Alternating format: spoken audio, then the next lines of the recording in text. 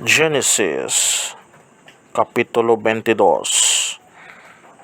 Si Abraham ginsugo sang Dios nga ihalad si Isaac.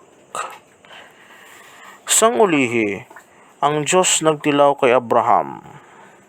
Gintawag niya siya, Abraham, Abraham. Si Abraham nagsabat, yari ako, nagapamati ako sa imo. Ang Dios nagsiling, dalha ang imo anak, ang imo bugtong anak nga si Isaac, nga imo gid ginapalangga, kag magkadto ka sa duta sang Moria. Didto, ihalad mo siya subong halad nga sinunog, sa bukid nga akon itudlo sa imo. Aga pa sang madason nga adlaw, ginhampiluan ni Abraham ang iya asno, kag gindala niya si Isaac, kag ang duha niya kasulugoon. Nagpangutod siya sa mga gatong para sa halad, kag nagpadulong siya sa duog nga ginsiling sa iya sang Dios.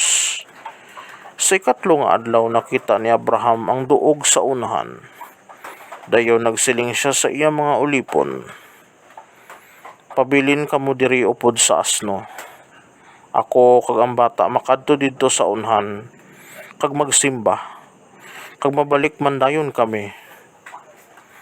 Ginpapasaan ni Abraham kay Isaac ang kahoy para sa halad, kag siya ang nagdala sang sundang kag sang baga nga inog pamakot. Naglakat sila nga duha. Sa wala madugay, naghambal si Isaac. Tatay, nagsabat si Abraham, ano toto? Nagpamangkot si Isaac, may kalayo ka kag inugatong, pero diin ang kordero nga inughalad. Si Abraham nagsabat, toto, ang Dios magahatag sa aton sang inughalad. Kag nagpadayon sila nga duha sa paglakat.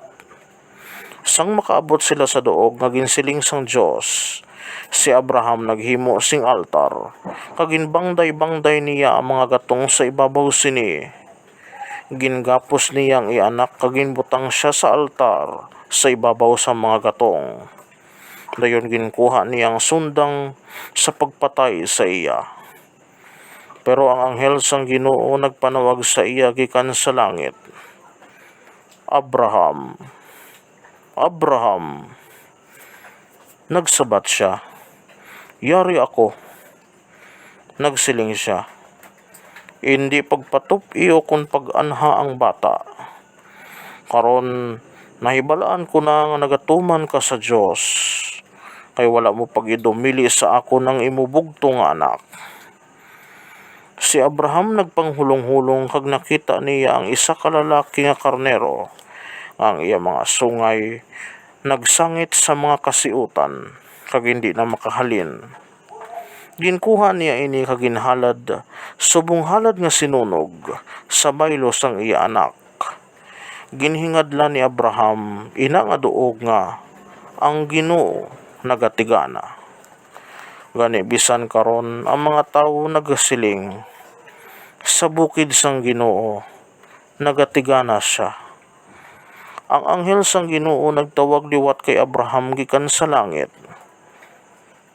Amoy ni ang ginasiling sang Ginoo, nagasumpa ako sa akon ngalan, nga tagan ko ikaw sing madamo nga mga kaayuhan. Kay ginhimo mo ini, kag wala mo gindumili ang imo anak sa akon. Nagasaad ako, nga hatagan ko ikaw sing madamo nga mga kaliwat, subong kadamo sa mga bituon sa langit, kag mga balas sa baybay.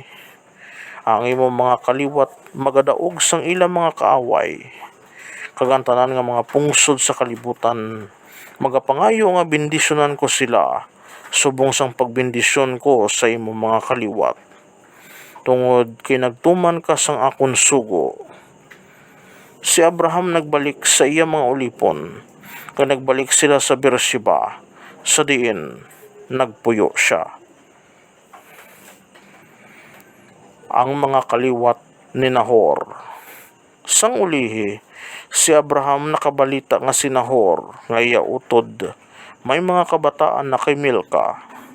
Si Uz ang panganay, si Bus ang utod niya nga lalaki, si Kemuel nga amay ni Aram, si Kesed, si Haso, si Pildas, si Hidlaf, kag si Betuel.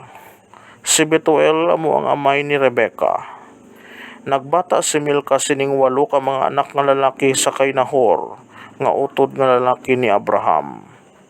Ang babayi ni Nahor nga si Reuma nagbata kanday Teba, Gaham, Taas kag Maaka.